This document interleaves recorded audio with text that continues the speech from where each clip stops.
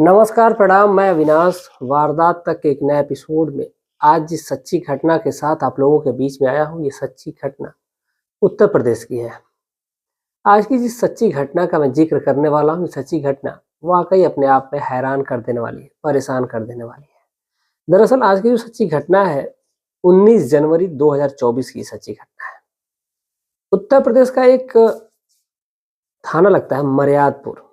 इसी मर्यादपुर थाने के अंतर्गत एक महिला होती है और उस महिला का परिवार होता है, लेकिन उस महिला के साथ इस कदर अत्याचार किया जाता है कि हर कोई जब सुनता है तो सभी लोग सोचने पर मजबूर हो जाते हैं कि आखिर इस महिला के साथ ऐसा नहीं करना चाहिए था। दरअसल उसकी जो ससुर की हरकत होती है, उससे वो महिला परेशान होती है। फिर उस महिला के साथ किस प्रकार से अत्याचार होता है, इस कहानी में पूरे परत दर परत समझेंगे कि आखिर पूरा वाक्य क्या था, पूरा मामला क्या होता है।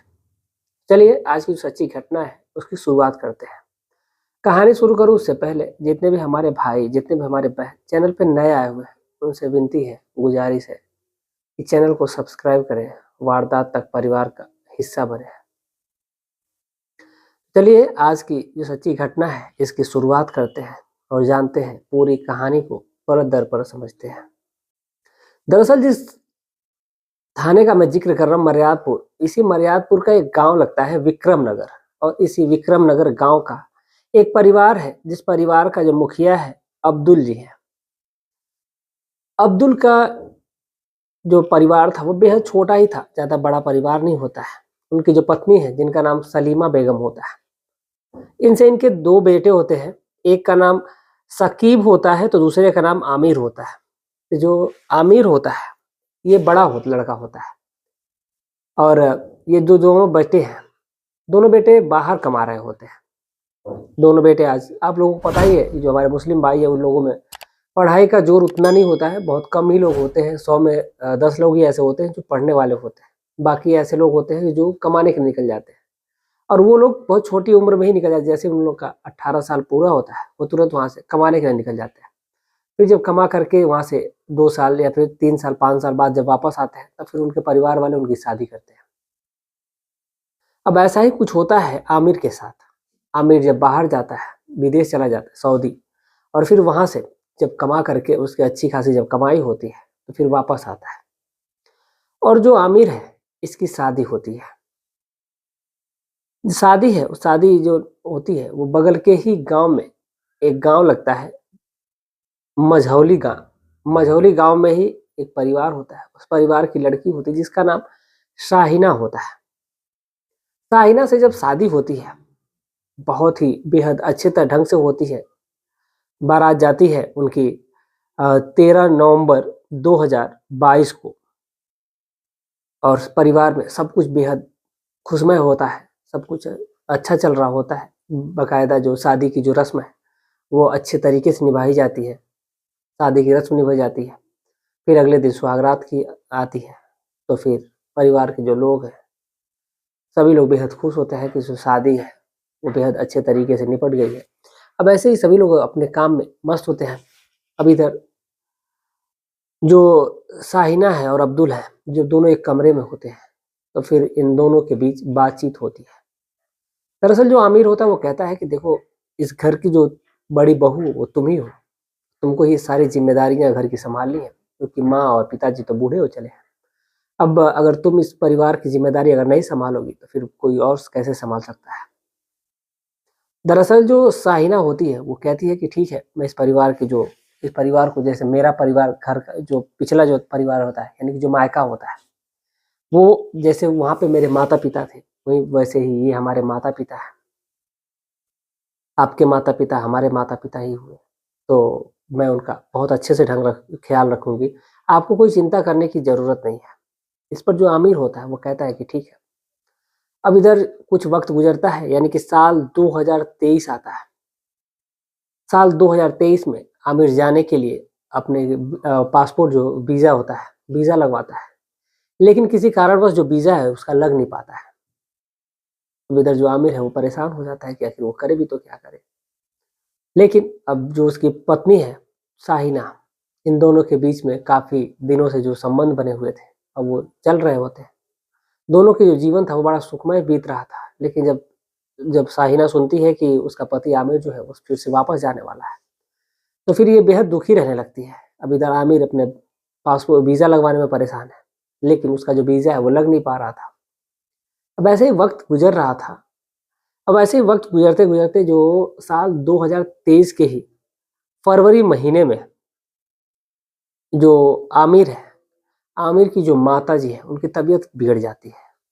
और तबीयत इतनी ज़्यादा बिगड़ जाती है, यानी कि उनको दौरा आता है, हार्ट अटैक आता है और वो इस दुनिया को छोड़ कर के चली जाती हैं। अब जैसे ही जो उनकी आमिर की जो माँ है, वो जब इस दुनिया को छोड़ कर के चली जाती है, तो इधर परिवार फिर से एक तरह से टूट जाता है। क्योंकि परिवार का अब कोई देख-रेख करने वाला नहीं होता है। एक माँ थी जो ज़िम्मेदारियाँ सँभाल रही थी, लेकिन अब वो भी इस दुनिया में अब नहीं रही। अब इधर जो शाहिना है, अब शाहिना के ऊपर पूरी घर की ज़िम्मेदारी आ जाती है। जो आमिर है, अब वो भी उसने भी सोचा कि अभी कुछ समय रुक जाते हैं, अब ये अभी जाते नहीं हैं। अब इधर जो शाहिना है और जो आमिर है, ये लोग अपनी ज़िम्मेदारियों को बखूबी निभाने लगते हैं। जो पिता है, यानी जो अब्दुल होते हैं, वो अकेले पड़ जाते हैं। उनकी पत्नी जो है इस दुनिया को छोड़ कर के चली जाती है। अब इधर जो अब्दुल है, उनकी जो उम्र थी लगभग 65 साल के करीब की होती है, 60 साल के करीब की होती है, 61 साल, माफ़ी चाहते 61 साल की होती है उनकी उम्र। और 61 साल की उम्र में उनकी जब पत्नी चली जाती है, लेकिन फिर भी उनमें ये जिज्ञासा होती है कि वो दूसरी शादी कर लें। बड़ा ही यहाँ पे इस जब कहानी को मैं सुन रहा था तो बड़ा ही अजीब-सा मुझे लगा कि 61 साल की उम्र हो चुकी है और जब पत्नी इस दुनिया को छोड़ कर के जा रही है, तो फिर वो शादी करने की सोच रहे हैं। हालाँकि 2 बेटे हैं उनके, एक बेटे की शादी भी हो चुकी है और जो शादी हुई है उसके बावजूद जो है वो अपनी शादी करने के फिराक में भी हैं। पत्नी चली गई है तो फिर वो अकेले हो गए, अब उनकी देख-रेख करने वाला कोई चाहिए। अब इसीलिए वो सोचते हैं कि अब शादी कर लें, लेकिन जो और भी रिश्तेदार के लोग होते हैं, बेटा-बेटी होते हैं, जो बेटे होते हैं, वो क मना करते हैं उनको कि आप ऐसा ना करें। जो अब्दुल होता है फिर वो समझदार थोड़ा-सा कह लें या फिर उसको नासमझ ही कहें, जब शादी करने की ज़िद 61 साल की उम्र में करता है तो फिर उसको नासमझ ही कहेंगे। अब जो अब्दुल है फिर वो मान जाता है, वो कहता है कि ठीक है। अब इधर जैसे-जैसे वक़्त गुज़रता है, यानी कि उसी साल 2023 का जब सितंबर महीना आता है, तो फिर ये जो अब्दुल है, ये कहीं न कहीं इसकी जो निगाहें थी अपनी बहू के प्रति खराब होने लगती हैं। ये अपनी बहू को बुलाता था और बुला कर के उससे अपने शरीर की, पैरों की मालिश कराता था और मालिश कराते-कराते वो उसके स्तन को घूरता रहता था, उसको निहारता रहता था, उसको पाने की चाहत रखता था। लेकिन जो शाइना होती है वो काफ़ी समझदार होती है, वो उनके गंदी नज़र को पहचानती है और पहचानते-पहचानते वो अब जो आखिर वो कुछ भी कर भी नहीं सकती थी, क्योंकि उसने अपने पति से वादा भी किया रहता है कि वो अपने पति का के वादों पे खरे उतरेगी। अपने पति के पिता को जो है वो, यानी कि अब्दुल का बखूबी ख़्याल रखेगी, वो जो कहेंगे उनकी बातों को मानेगी। अब जो आमिर था वो अब वीज़ा के लिए अप्लाई कर रहा होता है। अब इसीलिए उसको मेडिकल टेस्ट के लिए जो भी एक प्रक्रिया होती है जाने के लिए, तो मेडिकल के लिए उसको मुंबई बुलाया जाता है। अब वो मुंबई जाता है और मुंबई जाने में तकरीबन उसको 1 महीने का जो टाइम चाहिए था कि वो 1 महीने तक उधर ही रहेगा, उसके बाद फिर आएगा वापस। अब इधर जैसे ही अब्दुल जाता है, अब्दुल को ये पता चलता है कि उसका जो बेटा है आमिर, वो दुबई जाने के लिए वो जा रहा है मेडिकल कराने के लिए, तो वो मुंबई जा रहा है, अब 1 महीने बाद आएगा। और छोटा बेटा जो होता है वो पहले ही चला गया रहता है। घर में ये सास और माफ़ी चाहते हैं, ये जो ससुर है और ये बहू दोनों अकेले रहते हैं।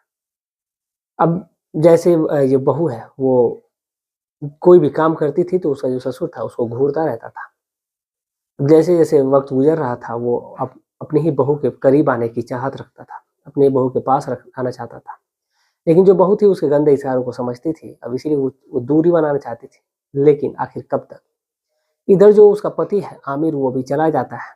अब इधर जो अब्दुल है, अब एक दिन फिर प्रतिदिन उसका ये नाटक होता है कि वो अपने शरीर पे मालिश करवाता है तेल से। तो अब इसीलिए वो जब आती है उसकी बहू मालिश करने के लिए, तो फिर वो कहता है कि उसके पैरों को मालिश कर दे अच्छे से और ऊपर तक मालिश करवाने के लिए कहता है। और जब उसकी बहू थी उस टाइम पे नाइटी पहनी होती है और जो उसके स्तन थे वो बाहर निकल रहे थे। इसको देख कर के जो अब्दुल है वो खुद का आपा जो था वो खो बैठता है और अपनी बहू को बाहों में जकड़ लेता है।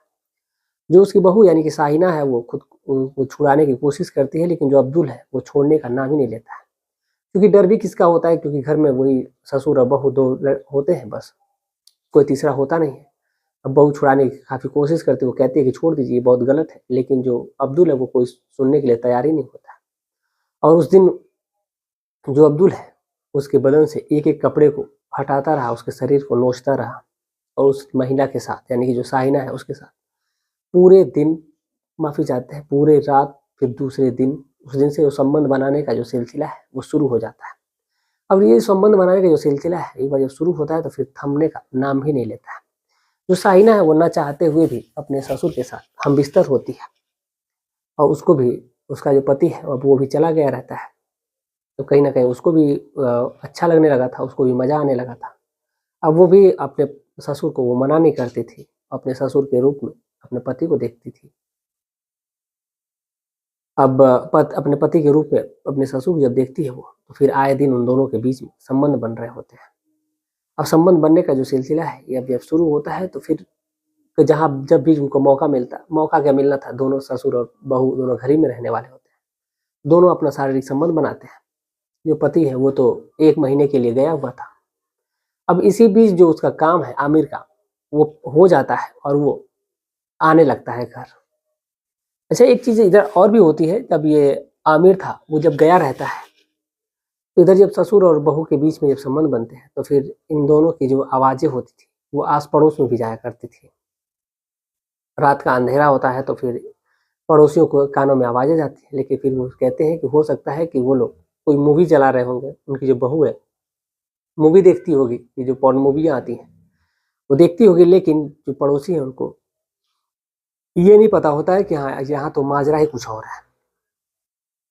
अब जब आमिर आने वाला होता है, जब आमिर आता है तो उसको ये पता ही नहीं चलता है कि उसका जो पति है वो आने वाला है, और आमिर से उतनी बातचीत भी नहीं हो रही थी उस टाइम पे, क्योंकि आमिर अपने काम में ही व्यस्त था, उस टाइम में ज़्यादा वो डिस्टर्ब होता है। अब इधर जो वो आमिर जैसे ही घर पे पहुंचता है, जो घर का दरवाजा है वो लॉक नहीं होता है, क्योंकि सभी निश्चिंत है, कोई तीसरा आने वाला नहीं होता है। अब आमिर जैसे ही घर में घुसता है तो फिर देखता है कि उसकी जो पत्नी है, उसकी जो नाइटी है वो बाहर बेड पे पड़ी हुई, जो सोफा है उस पर पड़ी हुई है।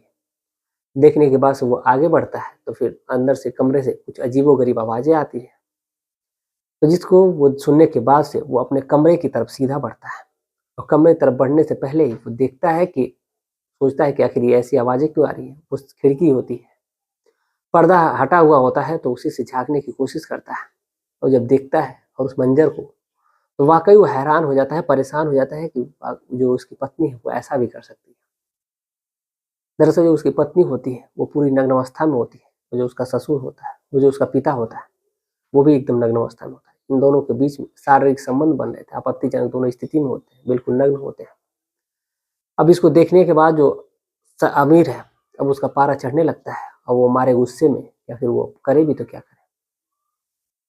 अब लेकिन जो आमिर होता है वो तुरंत उस कमरे में जाता है, दरवाज़ा खोलता है, दरवाज़ा चूँकि खुला ही होता है, दरवाज़ा खुला रहता है तो सीधे अंदर जाता है, और जा कर के वो डाँट लगाता है और कहता है कि पिताजी आप ये क्या कर रहे हैं। इस पर जो उसका पिता होता है वो उसकी तरफ देखता तो है, तो पहले तो सकपका जाता है कि उसका बेटा आ गया, लेकिन जो साहिना होती है वो कहती है कि आप करते रहिए। इस पर जो आमिर था वो चुपचाप खड़ा होता है। अब वो ये समझ नहीं पाते उसकी पत्नी ऐसे क्यों बोल रही है। दरअसल जो आमिर गया रहता है तो उसके पीठ पीछे कुछ और भी षड्यंत्र रचा जा रहा था। अब जैसे ये अब्दुल है, आमिर है, अब्दुल है और साहिना है, ये दोनों जब इन दोनों के बीच में जब शारीरिक संबंध बनते थे तो जो अब्दुल था उसको पैसे भी दिया करता था। अब उसके पैसों पे ये जो साहिना थी वो ऐश करने लगी थी, क्योंकि आमिर के पास उतने पैसे नहीं आ रहे थे कि वो उसको पैसे दे पाता था। जो अब्दुल होता उसके पास पैसे थे, अब उसको लुटाने लगा था। अब कहीं ना कहीं जो साहिना थी वो पैसे की आदी हो चुकी थी, अब उसको लत लग चुकी थी पैसे की। अब इसीलिए जो साहिना है वो कहती है कि उसके अपने ससुर के कान में धीरे से कहती है, एक काम करते हैं कि इसको रास्ते से हटा देते हैं, ये हमारे बीच का रोरा बन रहा है। तब इसीलिए जो उसका ससुर होता है वो कहता है कि ठीक है। अब जो साहिना होती है वो उठती है, और उठने के बाद सीधे आमिर के पास जाती है, उसी नग्न अवस्था में जाती है, और उसको कहती है कि तुमसे तो कुछ हो ही नहीं पाता है, फिर जो कर रहा है उसी को तो करने दो, क्योंकि तुम तो अभी चले जाओगे तो फिर मेरा क्या होगा। इस पर जो आमिर होता है उसको उसको पीटने लगता है। जब मारते पीटते देखता है उसका जो पिता होता है, तो फिर वो खुद को काबू नहीं कर पाता है और वहीं पर बगल में रखे हुए एक डंडे से आमिर के सिर पर मार देता है। और जैसे ही आमिर के सिर पर लगता है, पीछे चोट लगती है, तो फिर आमिर तुरंत वहीं पर गिरता है और ऑन द स्पॉट उसकी वहीं पर मौत हो जाती है। अब फिर इन दोनों का दिमाग अब काम ही नहीं कर रहा था कि आखिर वो करे भी तो क्या करे। अब तुरंत आमिर को छुपाने की बात आती है कि इसको ठिकाने कैसे लगाया जाए। रात होने का इंतजार करते हैं। रात होती है तो फिर आमिर की बॉडी को तुरंत वहां से लेकर के बाहर निकालते हैं। ये लोग गाड़ी में भरते हैं और भर करके बाहर लेकर के जाते हैं और फिर ले जाकर के एक नदी है वहीं पर, गंगा नदी करके, उसी नदी के किनारे ले जाकर के उसको बीच पुल से फेंक देते हैं। और फेंकते ही फिर वो जो लाश थी उसकी, मरने के बाद आप लोगों को पता ही है कि जो बॉडी वो फूलने लगती है और फूल के वो धीरे धीरे तीसरे दिन वो किनारे पर लग जाती है। अब इधर ये जो अब्दुल है, उसकी जो बहू है साहिना, ये दोनों मजे में है। इनको लग रहा था कि अब तो सारा जो मामले की जड़ है वो तो खत्म हो चुकी है, कि आखिर अब बात ही क्या है, किसी को कोई पता ही नहीं चलेगा। इधर जो बॉडी थी वो तीसरे दिन नदी के किनारे लगी हुई थी। तो वहीं पर जो मछुआरा होता है, जब वहां पे जाते हैं तो जब उस बॉडी को देखते हैं तो सभी लोग हक्के बक्के रह जाते हैं और फिर पुलिस को फोन किया जाता है। और जैसे पुलिस को फोन किया जाता है, पुलिस आती है तो बॉडी को कब्जे में लेती है और कब्जे में लेकर के फिर उसकी जब तलाशी की ली जाती है तो उसके पास से ये आधार कार्ड मिलता है और कुछ डॉक्यूमेंट मिलते हैं। क्योंकि वो जो गया हुआ था तो उसने कुछ डॉक्यूमेंट अपने पास ही रखे हुए थे। उसी के आधार पर जो पुलिस है उसके घर पे पहुंचती है और फिर वहां पर पूछताछ करती है। जो कहते हैं कि उनका बेटा आया तो था लेकिन फिर गया है शाम में, फिर वापस ही नहीं आया था परसों की रात। तो फिर उन्हें लगा कि वो किसी दोस्त के घर गया होगा। क्योंकि उन्होंने कहा कि उसने कहा था कि वो कल तक आएगा, लेकिन जब वो आता नहीं है तब मेरा हो सकता है कि उसने अपना टाइम बढ़ा लिया हो या फिर उसको विदेश जाना होता है, तो इसीलिए वो परेशान था। तो हो सकता है कि अपने दोस्त के यहाँ रुक गया हो, इसलिए हम लोग परेशान नहीं हुए थे।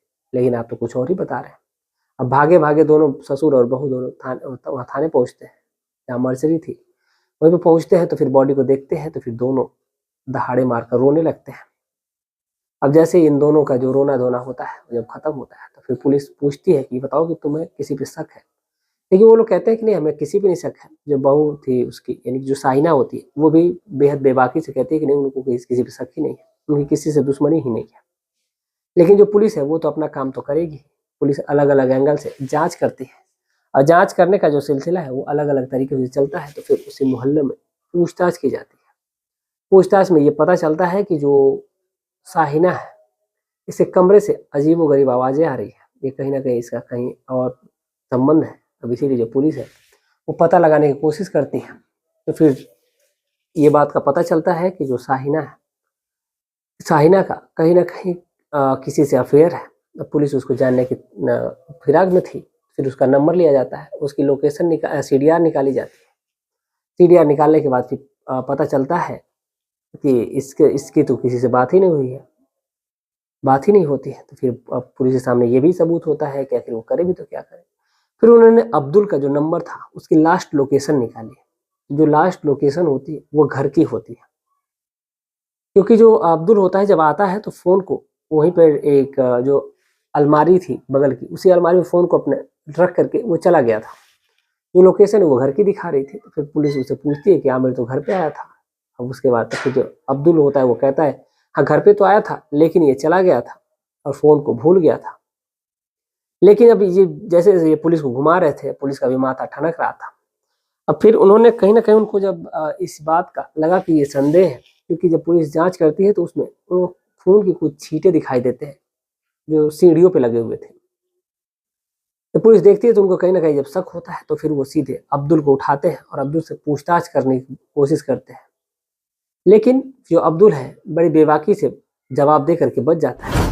तो फिर पुलिस के सामने ये भी होता है कि साइना को उठाते हैं और साइना से पूछताछ करते हैं। कहीं ऐसा ना हो कि इसमें कोई तीसरा शामिल हो। और जो पड़ोसी ने बताया होता है उसके आधार पर ऐसा लग ही रहा था कि साहिना और इसका साइना कोई और प्रेमी भी है। अब जो साइना के परिवार वाले भी आ जाते हैं मौके पर, जो क्योंकि उनको पता चलता है कि उनका जो दामाद है इस दुनिया में नहीं रहा है। तो फिर सभी लोग आते हैं और सभी लोग परेशान होते हैं कि आखिर कातिल कौन है। कातिल की जांच पुलिस कर रही होती है। साइना से जब पूछताछ करी जाती है तो साइना से जब बेहद जब बेबाकी से जब पुलिस पूछती है अलग तरीके से पूछती है तो जो साइना है वो टूट जाती है और सारी बातें बता देती है कि उसका जो उसके ससुर के साथ ही नाजायज संबंध है और उसी को उसका जब पति देख लेता है तो उसको वो रास्ते से हटा देती है और ठिकाने लगाने के लिए अपने ही ससुर से अपने ही बेटे की हत्या करवा देती है। यानी एक पिता ही अपने ही बेटे की हत्या कर देता है अब उसी की पत्नी के खातिर। बड़ा ही अजीब सा वाक्य हो जाता है। जब सभी लोग ये सुनते हैं तो सभी लोग हैरान रह जाते हैं, परेशान हो जाते हैं कि आखिर इसको ऐसी क्या पड़ी थी, इस बुढ़े में क्या इसको दिखा था कि जिससे इसने अपनी हवस बुझाने के लिए अपने ही पति का कत्ल करवा दिया। फिलहाल जो साहिना है और जो अब्दुल है, इन दोनों को जेल की सलाखों के पीछे डाल दिया गया है। इनकी जो सजा है वो तो कोर्ट तय करेगा कि आखिर इनको क्या सजा मिलेगी। वैसे जो धारा 302 है, 305 है, तमाम जो धाराएं हैं इसके आधार पर तो इनको सजाए उम्र कैद हो सकती है या फिर फांसी तो नहीं होगी। बाकी माफी चाहते हैं, बाकी क्या होगा ये देखा जाएगा और देखना होगा कि सजा इनकी क्या मिलती है। बाकी इस पूरे घटनाक्रम को सुनाने का उद्देश्य किसी की भावनाओं को ठेस पहुंचाना नहीं है, बल्कि आपको जागरूक करना है, आपको सचेत करना है। चलिए मिलते हैं कल शाम 7:30 बजे एक और सच्ची घटना के साथ। तब तक के लिए जय हिंद, जय भारत।